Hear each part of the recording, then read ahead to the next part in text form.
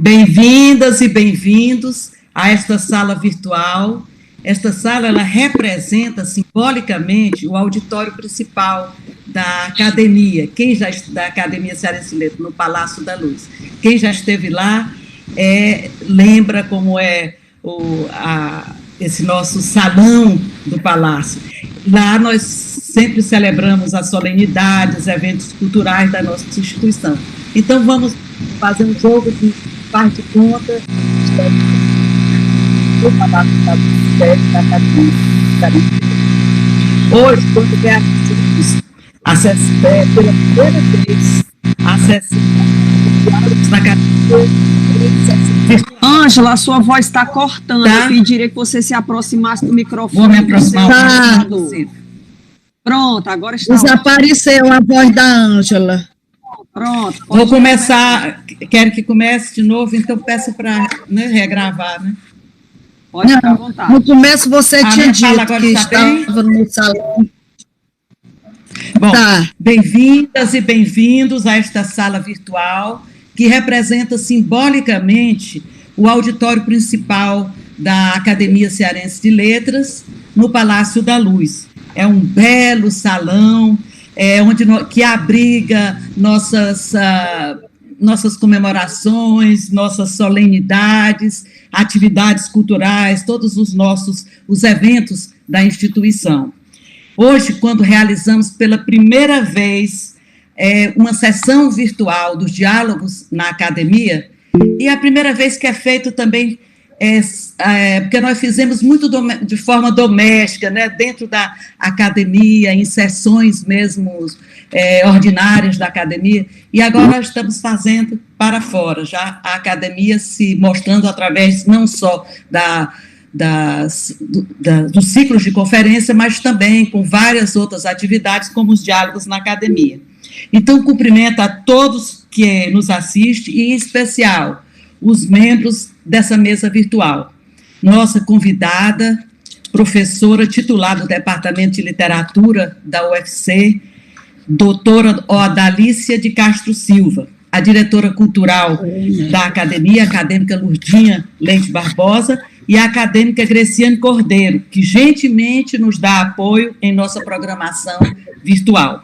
De igual modo, saúdo todos os membros da CL e de outras associações literárias e culturais, e das secretarias de cultura do Ceará e de Fortaleza, escritores e escritoras, leitoras e leitores, amigas e amigos. Para iniciar a conversa que Odalícia e eu manteremos hoje aqui sobre a escritora Alba Valdez, acadêmica também, convido minha amiga e colega da Universidade Federal do Ceará a iniciar a primeira fala do diálogo, como nossa convidada de honra, e eu apresentarei em segundo lugar, já que sou de casa, né? O currículo da Odalícia, escrito por ela mesma, de forma agradável de ouvir, mas só tem um defeito, muita modéstia, e deixou de fora muitos dos seus atributos, do seu currículo, mas muito agradável, não é? Porque o currículo é muito grande, Ângela. Eu sei. Será agora lido pela ela é muito rico, então... Barbosa. E antes de passar a palavra para a Odalícia, Lurdinha, você lê o currículo, mas também eu, antes de passar a palavra para você, queria dizer que sou testemunha da bela trajetória que a Odalícia vem cumprindo em nossa universidade, já tendo chegado ao degrau máximo, mais alto da carreira, o de professora titular em teoria da literatura, merecendo o respeito da instituição e do alunado, por seu saber, especialmente na área de crítica literária, e por sua dedicação ao ensino, quanto à orientação de alunos de todos os níveis universitários, em grupos de pesquisa, e aqui cito um grupo que eu conheço, que é Espaços de Leitura, Cânones e Biblioteca, que está representado aqui pela Rafaela Abreu, já vi aqui o nome da Rafaela.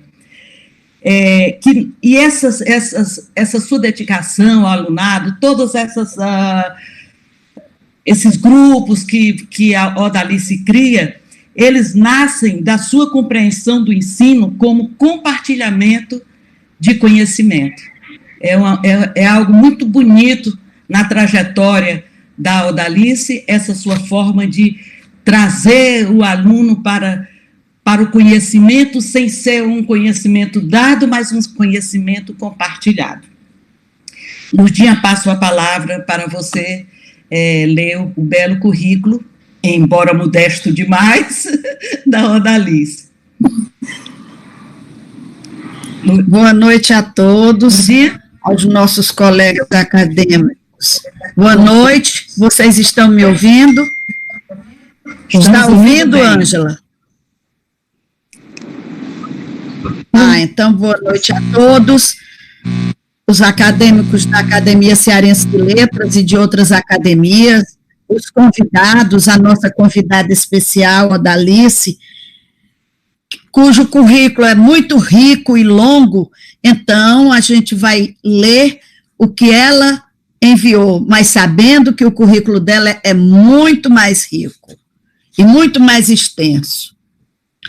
Odalice de Castro Silva, docente de Teoria Literária e Literatura Comparada, no Departamento de Literatura do Centro de Humanidades da Universidade Federal do Ceará, como professora titular, desenvolve pesquisa, orientação de projetos, de estudos com alunos de graduação, monografias de especialização, bem como de dissertações de mestrado e teses de doutoramento, nas áreas mencionadas. Coordena, com a participação de seus orientandos, edições de eventos e publicações de livros, coletâneas de crítica literária, com ênfase no comparatismo interdisciplinar e entre a literatura e outras linguagens artísticas. Os anos dedicados à docência de língua portuguesa e de língua francesa por concursos para a escola pública foram decisivos para uma didática que adotaria os princípios da complexidade para ensino superior na Universidade Federal do Ceará. Instituição a que está ligada desde a escolha pelos estudos humanísticos. Destacam-se para a formação acadêmica uma especialização em literatura luso-brasileira, com pesquisas concentradas em didática da literatura e em ficção latino-americana, orientadas pela professora doutora Ângela Gutierrez, sobretudo a respeito da obra do escritor peruano Mário Vargas Llosa, o que proporcionou uma significativa contribuição ao mestrado posterior, com dissertação sobre Osman Lins, ambos os cursos na Universidade Federal do Ceará. Concentra-se em crítica literária, comparatista e teoria literária, centralizado na crítica dos escritores, cujo núcleo toma a obra de Osman Lins, em diálogo com outras produções, configurando-se uma crítica operada a partir de processos de criação literária de Lima Barreto, Graciliano Ramos e Clarice Lispector, curso realizado na Unesp. Os estágios de pós-doutoramento igualmente aprofundam as pesquisas em didática da literatura na UFPB e na Universidade de Coimbra, enquanto, no segundo, as pesquisas se desenvolveram nas relações literárias luso-brasileiras na Universidade Nova de Lisboa. Participações em congressos, colóquios, publicações em coletâneas, periódicos, ensejaram artigos críticos em diferentes instituições. O estudo crítico a respeito de Alba Valdez, 1874-1962, a escritora, jornalista e professora cearense, foi realizada a convite de grupo de pesquisa que reúne estudiosos de diferentes procedências e instituições acadêmicas, ligado à Universidade de Lisboa, à Clássica e à Universidade Nova de Lisboa, Portugal. Nos 3 últimos anos, tem coordenado a publicação da coletânea Um Livro de Interpretação Literária, em 3 versões, Obras e Autores, Mulheres de Letras e Escritores Críticos, versões que contaram com organização e colaborações de membros do grupo de pesquisa Espaços de Leitura, Cânones e Bibliotecas, em atividade desde 2005.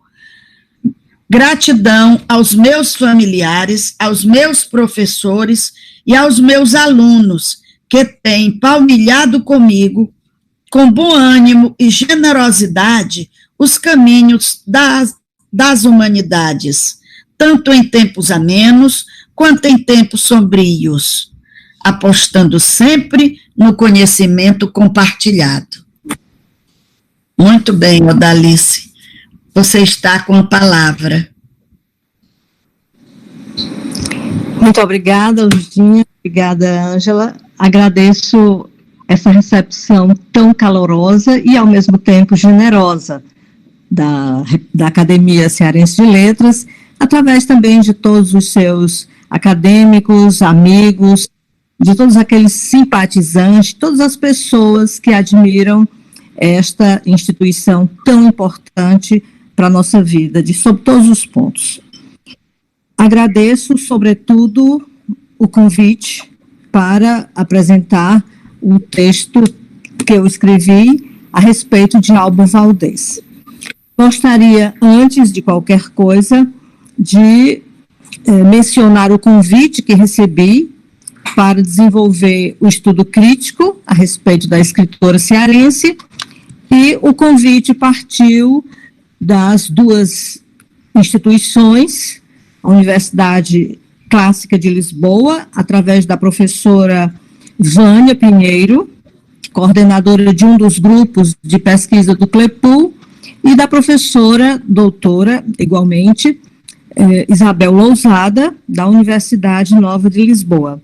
Uma parceria que conta também com a Biblioteca Nacional de Portugal, com a Fundação de Ciência e Tecnologia, para a Ciência e a Tecnologia, e a Universidade Federal do Ceará. Portanto, desse consórcio que proporcionou essa oportunidade, nós estamos com o livro a respeito de Alba Valdez. Esse livro, ele é fruto de uma pesquisa um tanto demorada, e na minha fala eu vou procurar seguir um pouco os elementos que eu elenquei para sua organização. Optei como única foto possível da coleção, Senhoras do Almanaque, esta foto de Alba Valdez. A coleção Senhoras do Almanaque, ela tem origem nas publicações feitas por diversas contribuições de escritoras que se notabilizaram por um compromisso em diversas direções. Eu diria que, sobretudo, uma leitura crítica de seu próprio tempo, ao mesmo tempo em que elas se tornaram como que guardiãs, embora a essa época, em relação aos nossos dias, seja uma expressão precoce dos direitos humanos, mas, sobretudo, uma profunda consciência do papel da mulher na sociedade, de seu papel político e social. Então, Alba Valdez integra-se a esse conjunto, e o trabalho que foi escrito em sua homenagem procurou desenvolver alguns elementos que eu considerei para o estudo crítico como essenciais. Antes de qualquer coisa, o estudo crítico que se desenvolve dentro deste livro contemplou aspectos importantes importantes da vida de Alba Valdez. Como nós sabemos, uma das formas de legitimação do texto literário, das contribuições literárias, para um público mais vasto, se deve, sobretudo, não apenas à qualidade literária ou à qualidade linguística ou estilística do texto, mas também dos processos de divulgação. Então, posso dizer que durante muitos anos em que fui professora na rede pública, aqui em Fortaleza, e entre os muitos manuais com antologias de língua portuguesa, nunca encontrei nenhum texto, seja de natureza literária ou não, assinado por Alba Valdez. Então, há de se estranhar, sobretudo, que um nome que teve uma repercussão tão profunda no nosso meio, não só imediato, mas um nome que teve uma projeção internacional, uma vez que o Almanaque das Senhoras, aliás, o Almanaque de Lembranças Luso Brasileiro, um almanaque de publicação portuguesa. E no momento em que essas ligações elas eram mais difíceis em virtude das dificuldades de acesso, de travessia do Atlântico, mas nada impediu que Alba se tornasse um nome constante nas publicações do almanaque português. No entanto, nas nossas antologias, percebe-se nitidamente uma ausência. Ela é percebida em virtude, justamente, talvez, dos problemas de divulgação. Então, a divulgação comprometeu, acredito que durante décadas, uma circulação mais viva do nome da Alba Valdez e de suas contribuições. Então, um dos propósitos foi justamente contribuir para que, juntamente com outros pesquisadores, o seu nome voltasse a uma circulação na recepção do texto literário de origem cearense, mas, ao mesmo tempo, que ele se tornasse lido entre aquelas pessoas que se tornaram leitores efetivos do texto literário, que são os nossos alunos, em primeiro plano.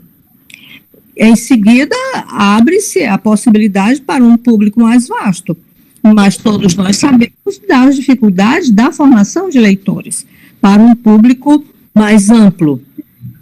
Então, a dificuldade de localizar elementos pertinentes à vida de Alba Valdez, desaparecida há tão pouco tempo, é claro que causa para o pesquisador uma certa apreensão. Então, esta parte da pesquisa relativa à vida, em virtude da inexistência de uma biografia de Alba, esta parte teve que ser toda coletada, organizada, através de fragmentos, não só recolhidos de depoimentos de textos da própria escritora, mas, ao mesmo tempo, dentro de um estudo que nós temos, talvez o mais completo, que seja de Raimundo Girão, dentro da história da literatura cearense.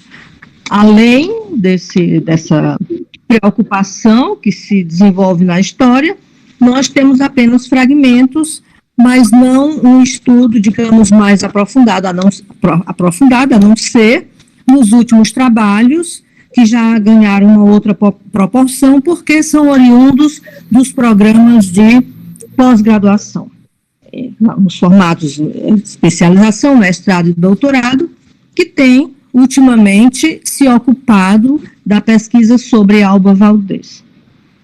Então, este estudo crítico, ele se ocupa, primeiramente, de lacunas, que são lacunas entre a obra e a vida, e procuro resgatar, entre esses vários fragmentos, depoimentos e estudos, como de Olga Barroso e outros, uma espécie assim de complemento para o que o meu discurso desenvolve, procurando compreender a pessoa Alba Valdez depois que ela adota esse nome, e aos poucos se desvencilha, que é a primeira parte do livro, que eu chamo de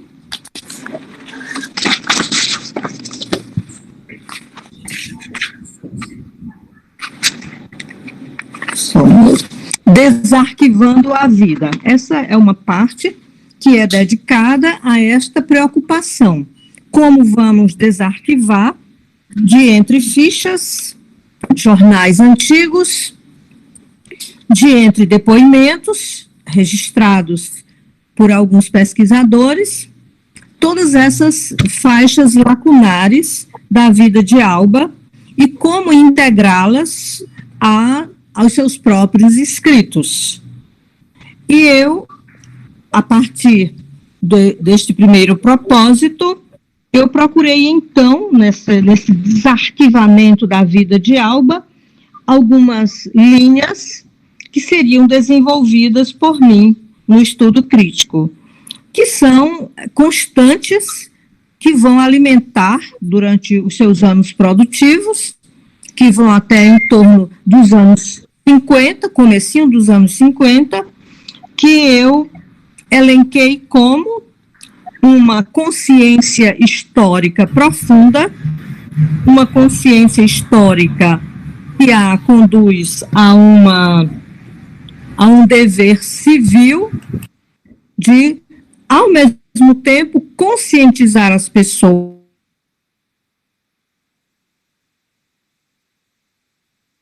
mas também das suas falas, dos discursos no Instituto Histórico, e temos também suas falas na academia, depois de superadas aquelas primeiras etapas de dificuldade que ela enfrentou para a sua entrada na instituição.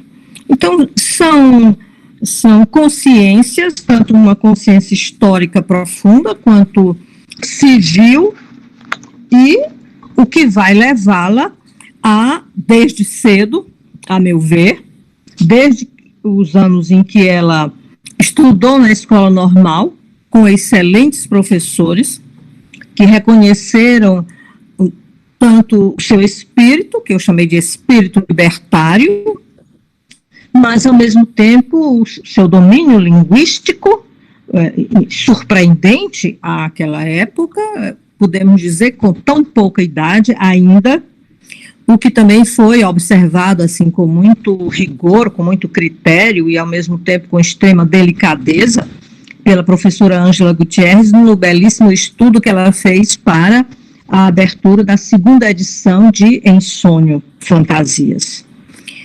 Portanto, este núcleo de pesquisa, que engloba uma série de textos de Alba, que são elencados no estudo, eles se concentram na profunda consciência histórica dos momentos que ela vivia, não só aqueles oriundos dos anos difíceis, depois da saída, ainda como Maria Rodrigues Alves Peixe, daquela localidade dentro do município de Itapajé, os anos em Soure, hoje Caucaia, há algum tempo passou a se chamar Caucaia.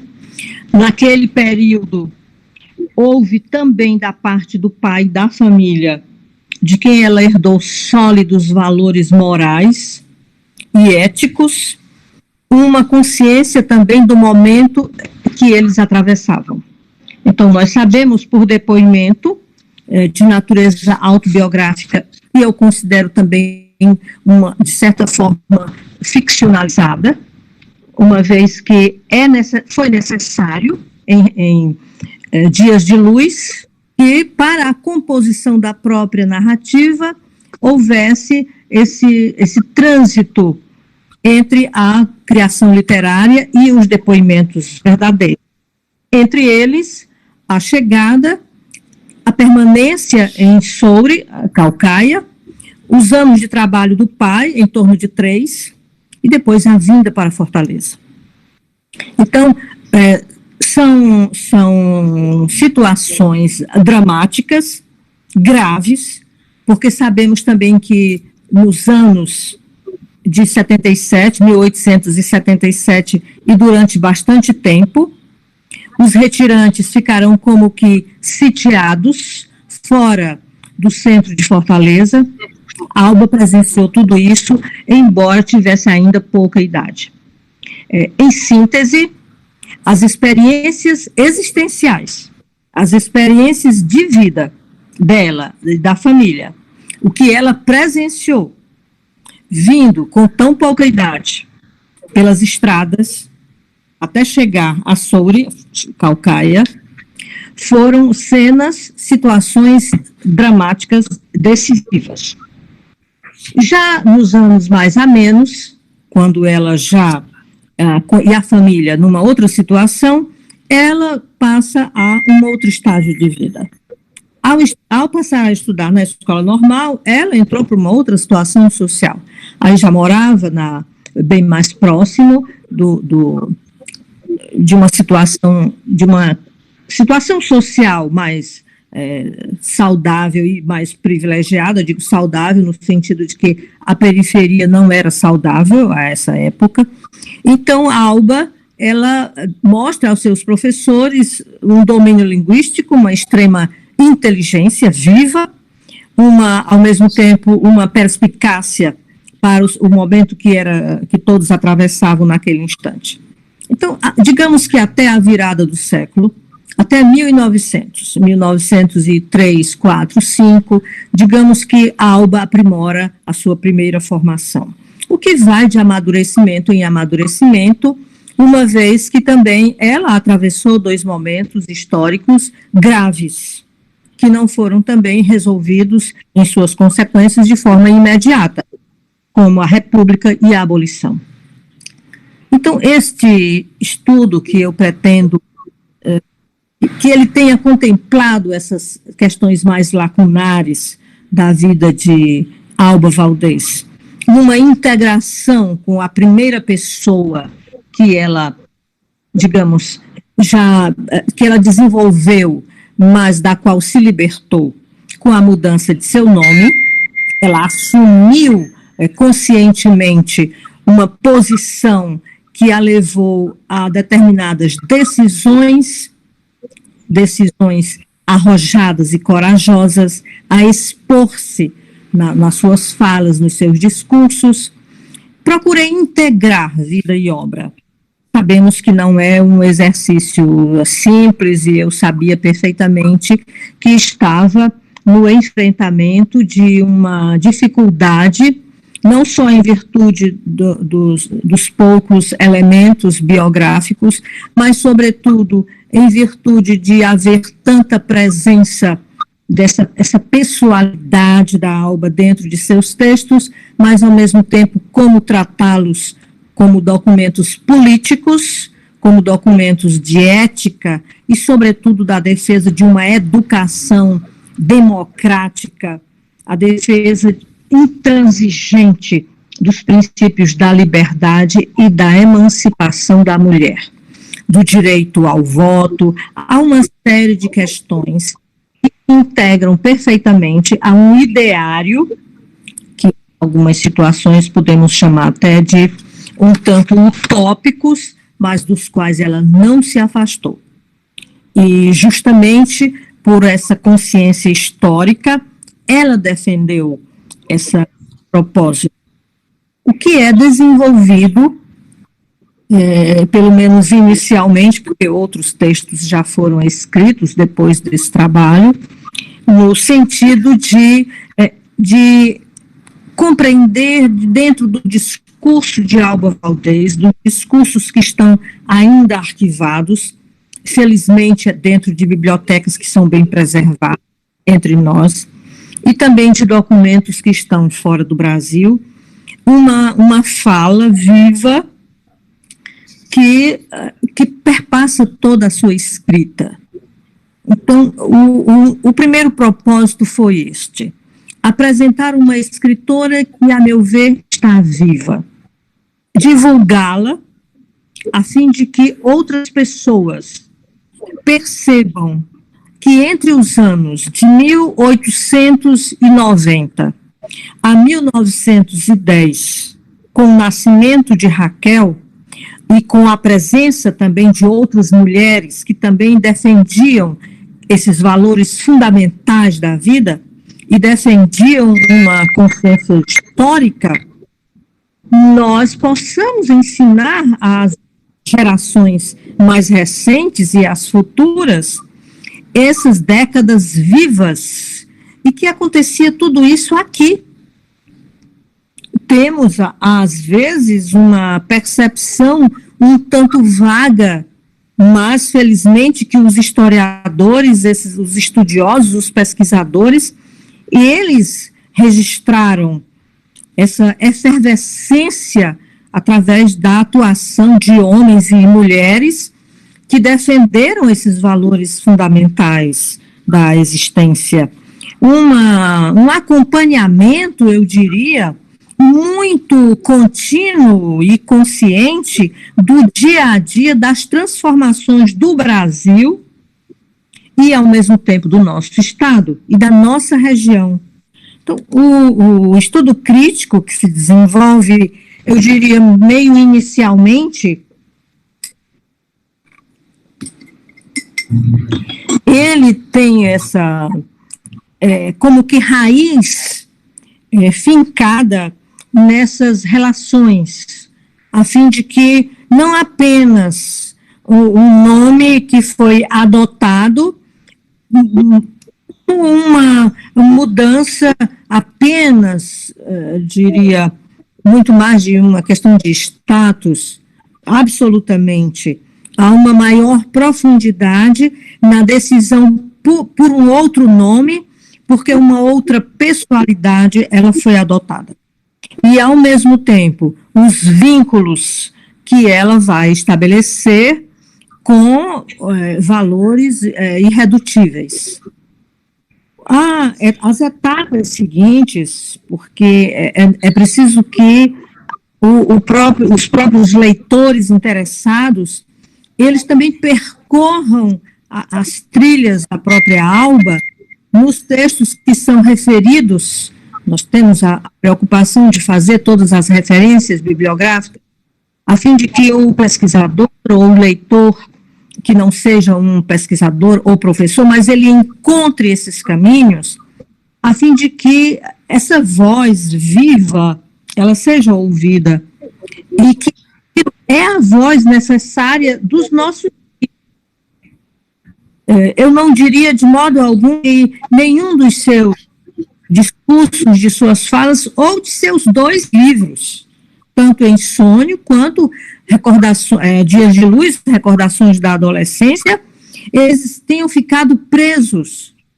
Observamos, por exemplo, que a segunda parte do estudo crítico, embora muito sumário, porque são estudos que foram feitos posteriormente, observamos uma estrutura, como a professora Ângela Gutierrez também chamou a atenção no seu estudo, uma estrutura extremamente utilizada já dos anos 30 em diante, que envolve a presença de diferentes discursos nos seus vários capítulos. Hoje nós nos ocupamos de todas essas marginálias do texto, já estão no trabalho da Alba. Quando nós trabalhamos as relações entre ficção e história de uma forma artística, discursiva, textual, tudo isto já se encontra nos textos da Alba. Então, os voos da fantasia, os voos da ficção, em nenhum momento esquecem que partem da realidade, que partem de uma situação nua e crua que ela teve a coragem de expor em voz alta dentro dos púlpitos das instituições das quais fez parte. E, ao mesmo tempo, foi adquirindo, na maturidade de seu compromisso e de seu domínio linguístico, podemos dizer que uma riqueza linguística, um domínio linguístico da língua portuguesa nos textos da Alba Valdez, que nós vamos encontrar nos depoimentos são originários de suas leituras, tanto aquelas que ela confessa diretamente, como as que nós vamos encontrando de forma indireta. Uma presença extremamente importante de tendências da segunda metade do século XIX, que entram para o século XX e que vão se juntar nos dois grandes movimentos dos anos 20, 22, com o primeiro o modernismo, já do século XX, o modernismo de 26, com o manifesto de Gilberto Freire, no Recife, o manifesto do Recife, e uma consciência de que não estava acontecendo nada que as décadas anteriores já não viessem preparando através de raízes estrangeiras, digamos assim, tanto francesa, sobretudo, quanto em língua inglesa. Os clássicos portugueses, igualmente. Leitora dos nossos clássicos, dos clássicos como José de Alencar, Machado de Assis e tantos outros que ela cita. E, ao mesmo tempo, um convívio muito próximo com nomes importantes do momento histórico de Alba, tanto para o jornalismo, e ela destaca um nome fundamental, que foi Justiniano de Serpa, e outros nomes importantíssimos, né, como Tomás Pompeu e tantos outros, e aqueles de sua admiração já entre poetas e escritores. Ora, esta etapa, é claro que ela foi como que embrionária, mas há quanto a desenvolver a partir dos seus próprios textos. São trabalhos que oferecem um campo vastíssimo aos pesquisadores, aos historiadores, aos críticos literários. O trabalho, ele prossegue numa linha de desarquivamento e passa a contemplar uma antologia conforme as recomendações da coleção. Na antologia, procuramos reunir um conjunto de leituras, que são leituras que podem interessar os adolescentes, os estudantes de letras, de um modo geral, para que encontrem naquela linguagem rica, mas ao mesmo tempo tão próxima do nosso ouvido e do nosso coração, as nossas raízes. Então, é uma antologia preocupada, sobretudo, com os leitores. Quanto à parte mais política e mais crítica do movimento, dos movimentos dos quais ela participou ou assistiu, nós vamos situando essas questões ao longo do trabalho crítico. Primeiro, porque são trabalhos muito específicos, os discursos políticos. Na abertura do próprio estudo crítico, em que cito uma passagem que gostaria de pedir licença para ler, eu vou encontrar uma das grandes temáticas de Alba Valdez. Mulheres que escrevem saíam de seus recolhimentos e isolamentos impostos pela hostilidade e indiferença do meio e vinham exibir-se em plena luz através de produções em prosa e verso. Os preconceitos, porém, que cercavam a mulher instruída, a literata, os olhares de reserva e desdém com que fixavam, constrangiam-lhe o voo da inspiração em benefício de uma literatura, na sua maior parte, tímida, mal definida e incaracterística, que não se coadunava com as realidades do espaço e do tempo. Então, quando eu insisto nos elementos que destaquei, eles não são criados de forma artificial. estão todos dentro de seus discursos, de suas falas corajosas. E é natural e necessário que nós situemos com datas e com situações circunstanciais cada fala. Mas, ao mesmo tempo, quando lemos uma passagem como essa, sentimos que ainda estamos dentro dela, porque nós estamos ouvindo a cada passo uma insistência necessária com preocupações culturalistas, de um modo mais amplo, e que preocupam e que, ao mesmo tempo, digamos, sacrificam a liberdade, sacrificam a alegria e a felicidade das pessoas. Então, é como se nós estivéssemos, com outras palavras, nas mesmas situações.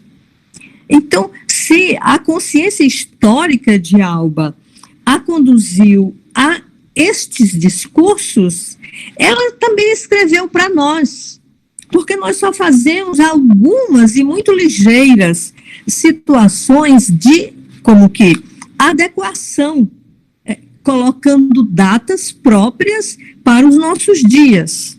Eu diria até situações que atravessaram todo o século XX, adentraram pelo século XXI e movimentam agremiações, sociedades, grupos e ainda, infelizmente, ainda são responsáveis por violências de vários tipos. Não é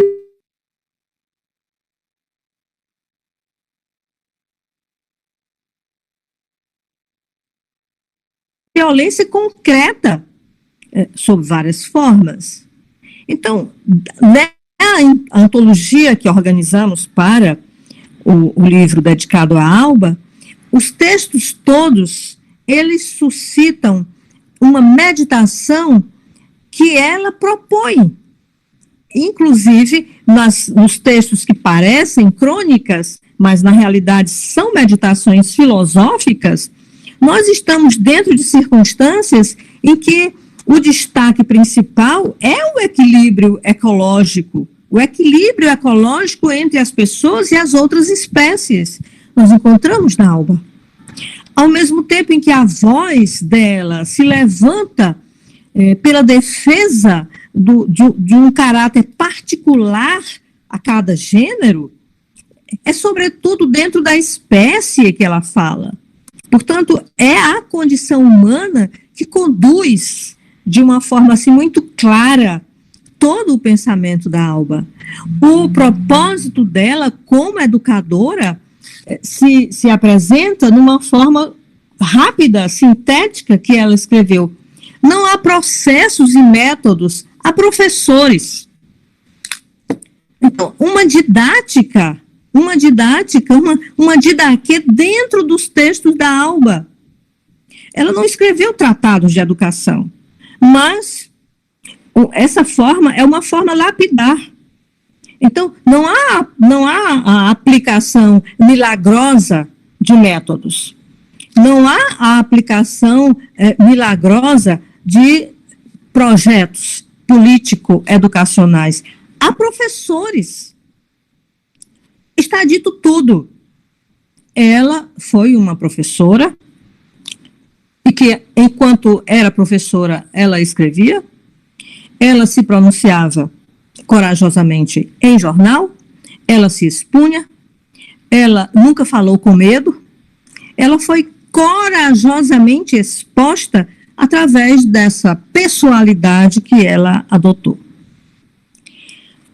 As etapas seguintes do livro, que após contemplar a etapa da antologia, deixa uma meditação em vários fragmentos que foram retirados, sobretudo em respeito aos direitos autorais. Evitamos a transposição na íntegra dos textos, a fim de que houvesse apenas uma percentagem legal, e, ao mesmo tempo, as indicações e o encaminhamento para o interesse dos leitores. Ela esteve sozinha no seu tempo? Não, ela não esteve sozinha. Outras mulheres também se movimentavam, e nós sabemos que a história registra seus nomes e suas atividades, a atuação dessas mulheres. No entanto, na impossibilidade de uma pesquisa historiográfica, que é o trabalho dos historiadores, nós que lidamos com a crítica literária e vinculamos a crítica à própria existência dos escritores, como nos ensinam os filósofos existencialistas, nós procuramos a voz, nós procuramos o pensamento, nós procuramos as ideias, porque são os pensamentos, as ideias, os propósitos de Alba que estão vivos. Vivos, e nós fazemos questão de divulgar cada propósito, cada objetivo, porque todos conduzem para este projeto maior, que é, sobretudo, uma consciência histórica da condição humana. Eu gostaria, inclusive, de perguntar às organizadoras se eu estou excedendo o tempo, ou estou dentro do tempo, eu não sei direito dizer. Mais 6 minutos, professora Dalice. Ótimo. Às 8 horas conclui. Pois não. Então, com esses 8 minutos, eu gostaria de fazer uma leitura rápida, que é a da passagem da família por Soure, Caucaia, numa obra governamental. Estaria sendo construído um açude naquela localidade. Este episódio, ele é decisivo para a vida de Alba Valdez. Eu escrevi o seguinte: Maria e seus pais, porque ela ainda não era Alba, quando deixaram o seu lugar de origem, Vila de São Francisco de Uruburetama e Tapajé, com a direção do norte, à Amazônia, encontram no caminho 2 intervenções que mudariam seus planos. A primeira foi a pousada em Soure, de cultura portuguesa, que, a mando do Marquês de Pombal, em 1750, através da expulsão dos jesuítas, reabilitou os índios potiguaras como seus legítimos donos. A segunda, que durante este pouso em Soure, hoje Caucaia, a família, sem recursos, pois falira e tendo perdido todos os seus bens em razão da duríssima seca que assolara a zona rural, recebeu a ajuda de um colono português, que, tendo constatado os esforços honestos de João Rodrigues Peixe, pai de Maria, empresta-lhe a quantia de 50 contos, à época bem expressiva, aconselhando-o a dirigir-se à Fortaleza para reiniciar a vida. Este episódio, o do filantropo português, entre aspas, está ficcionalizado em Dias de Luz. Alba Valdez criou uma narradora, Inês, para organizar as lembranças, e Antônio de Oliveira, personagem, como o pai retirante, informa aos leitores, mas ao mesmo tempo a família reunida, o que lhes aconteceu. Capitão Firmino da Fonseca, de origem portuguesa, possuía o mais importante estabelecimento da vila. Em uma ocasião, ofereceu-lhe, estou transcrevendo Alba, ofereceu-lhe um pequeno negócio. Não lhe pergunto nada. Dou-lhe um crédito de 50 contos, uma quitanda. Em seguida, o personagem pai afirma: se fosse lhe contar a minha vida,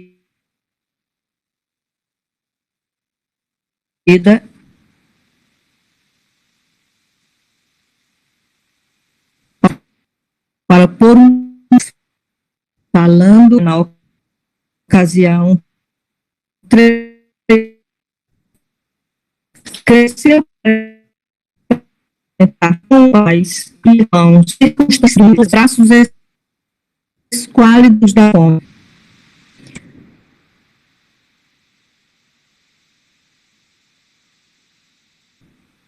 Portinari, 1900. O tempo para os estudos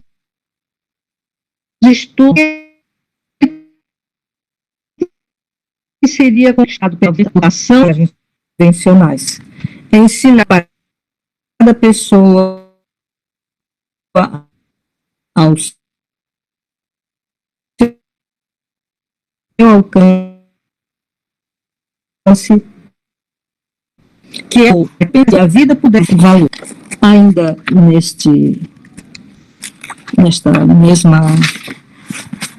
nesta mesma conclusão, entre os anos de 1903 e 1905, as tecnologias responsáveis pelo cruzamento do Atlântico ligavam os dois povos, o dos Brasis e o luso, ao risco das correntes aparentes e das submersas, aos ventos que enfureciam as águas desde 4 séculos, pela crônica conhecida, e construíam meios de aproximar Fortaleza e Lisboa. Pois ao sabor e ao temperamento deste mesmo mar, escritos de Alba Valdez juntaram-se a outros, de amigos distantes, integrantes do almanaque de lembranças luso-brasileiro, unindo seu nome a outros de mulheres visionárias que sonharam e agiram, para as que nos proporcionaram uma conversação de diferentes tons e dicções. Este trabalho é dedicado. Podemos ouvir os murmúrios dessas conversas, sobretudo acerca das mudanças que se anunciavam para o século que começava, todas as vezes que nós, leitores, folheamos as páginas dos almanaques. Com este parágrafo, conclui-se o estudo crítico e iniciam-se as outras seções do livro. Muitíssimo obrigada, porque daqui em diante eu já iria para os outros trabalhos oriundos daqui, mas nós conversamos de se colocar numa fala nesse sistema oral. Há de se percorrer o texto escrito juntamente com os textos da Alba, a fim de que nós possamos juntar os discursos. Muitíssimo obrigada.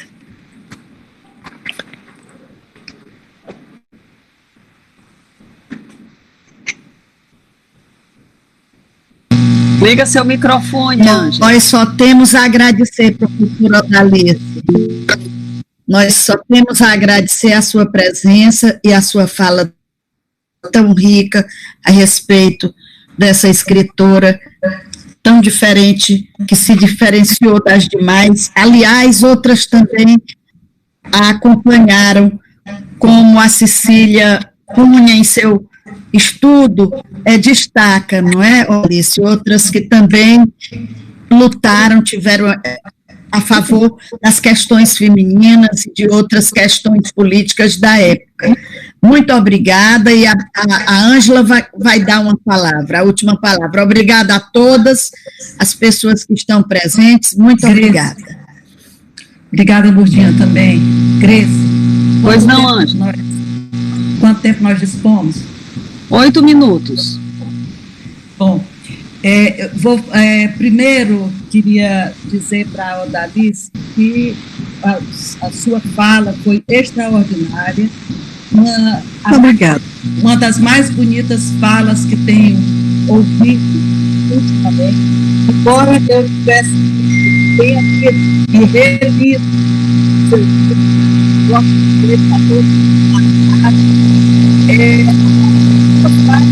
Ângela, sua voz está fugindo. Fale mais perto do computador. Pronto. Tá bom aqui? Tá ótimo. Melhorou? Está. Melhorou. Bom, então era bom desligar os outros, porque entra... Pois bem, Odalice, embora eu conheça o texto escrito, né, acho que você, ao apresentá-lo oralmente, mesmo de forma virtual, conseguiu estruturá-lo de tal forma, embora não dizendo tudo que tem no livro, mas conseguindo estruturá-lo de tal forma que as suas conclusões todas estão bem arrumadas, a trama, a teia que você criou é perfeita. Eu iria falar sobre o que existe, o que a Academia Cearense de Letras e o Instituto do Ceará têm a respeito de Alba Valdez, mas como eu vou deixar esse meu texto para outra ocasião, porque já ficaria, já estamos já está muito curto o nosso tempo. Quando começo, lembro que, e dessa vez também, quando começam as nossas sessões virtuais, eu peço que as pessoas se imaginem dentro da academia. E nessa ocasião, nesse diálogo, especialmente, seria importante que as pessoas, pela memória e pela imaginação, chegassem até o palácio, entrassem naquele salão tão bonito, olhassem para a direita e vissem aquele quadro belíssimo, A Abolição dos Escravos, de Raimundo Sela, em que existe uma tradição, uma lenda, a que Eduardo Campos faz referência, que ele foi quem entrou na vaga de Alba Valdez, em que há uma lenda, não se sabe se é fato histórico ou lenda, ele chama atenção para isso, de que aquela mulher linda, aquele quadro belíssimo, que tem mais de 3 metros, assim na horizontal, e mais de 2 metros, belíssimo, o maior, não tem o conhecimento de outro quadro, de outra tela, de outro painel do Raimundo Sela desse tamanho, né, com tanta gente, e ela está, a liberdade, quem representa a liberdade, há uma ideia, há uma lenda ou fato histórico, nós não temos como comprovar agora, talvez venhamos a comprovar, de que ele se inspirou em Alba Valdez e ela é muito bonita, eu tenho, onde é que está? O Zé Augusto me emprestou agora, nesses últimos dias, eu tenho até medo de abrir, porque ele é um livro praticamente único, né? Mas tem um retrato tão lindo dela, que pode ter sido mesmo. Eu não quero abrir muito, para não... Deixa eu ver se dá para vocês verem. Dá para ver aqui? Sim. Não é? Parece, sim, com a liberdade daquele quadro. E a partir daí e da fala de Eduardo Campos, em que ele lembra que ela tem uma fala de esgrima e uma fala de rosa, né? Ela sabe ser dura, sabe ser forte, sabe ser guerreira, sobretudo no jornalismo, né? Para que crônica mais bonita, mais forte, mais digna do que aquela de pé, em que ela reclama da academia daquele momento, e eu faço uma ressalva, isso foi em 1930, e Tomás Pompeu faleceu em 29, quer dizer, foi depois do falecimento dele, porque ele era um homem tão digno, que eu acho que não aceitaria de nenhuma maneira que se tivesse feito isso com... Não estou ressalvando porque tenho o sangue dele, não estou ressalvando por isso, mas porque conheço através das histórias de família, através dos textos dele, de atitudes que ele tomou ao longo da vida, eu tenho certeza que ele não aceitaria que o afastamento, né, o esquecimento de Alba Valdez. E, então, ao longo dos textos, dos artigos de e sobre Alba Valdez que existem na revista da Academia Cearense de Letras e na revista do Instituto do Ceará, eu ia só abordar esses dois, porque sei que você aborda muito mais amplamente e sobretudo, né, nos textos portugueses, etc., né? Então, eu deixarei esse texto para outro momento, porque eu não sei, eu acho que já vai cair. Quanto tempo nós temos? Hein? Eu saber 2 minutos. 2 minutos. Então, só dá tempo de fazer esse texto.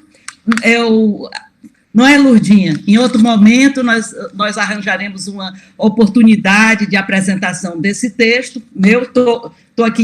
Estou em casa, né? Estou aqui na academia, no Palácio, a qualquer momento poderemos encontrar um momento de trabalhar com esses textos, que é importante até para os acadêmicos e para os sócios, os meus consórcios. Aqui está Ciridião Montenegro, e o Lúcio estava aí, não sei se ainda está, que saber que nós temos dentro...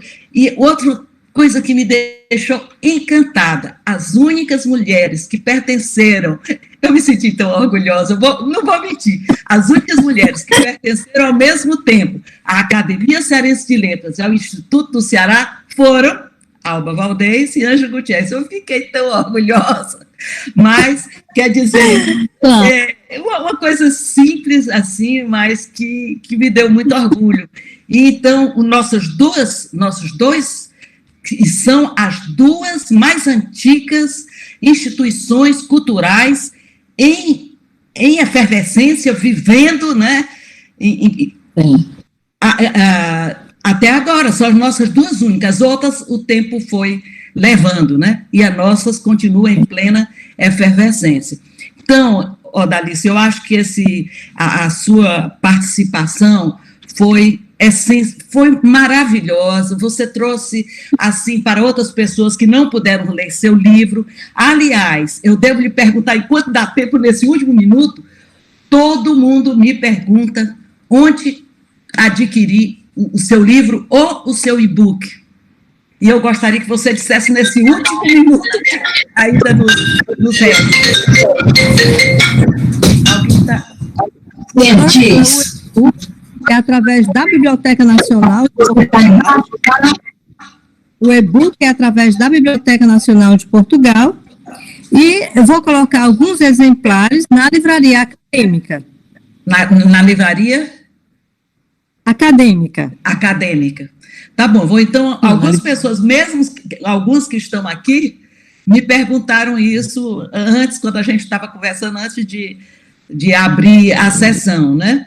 Então, muitíssimo obrigada, a sua presença foi maravilhosa, e depois eu apresento esse meu texto, não tem a menor importância, diante da importância que teve para todos nós, a apresentação, a sua bela apresentação desse texto.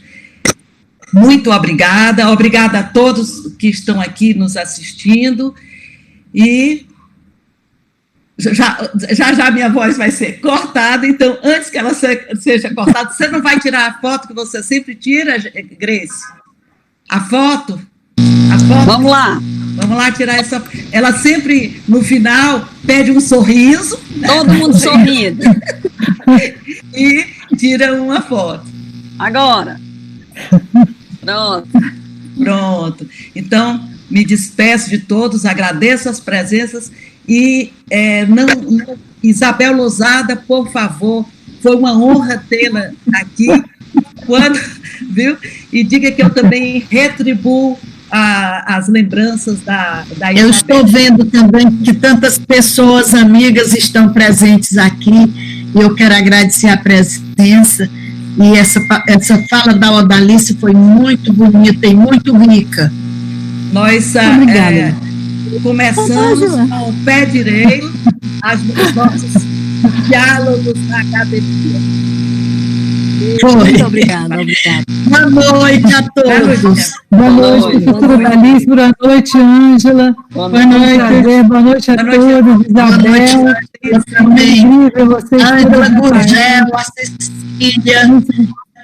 a Beatriz Furtado, muita gente que Muitas pessoas eu quero agradecer a presença. A gente não consegue falar com todos. É. Um beijo. Não consegue ver tudo, não, a gente vê um pouco. Boa noite. Boa noite. Boa noite. Boa noite. Obrigada.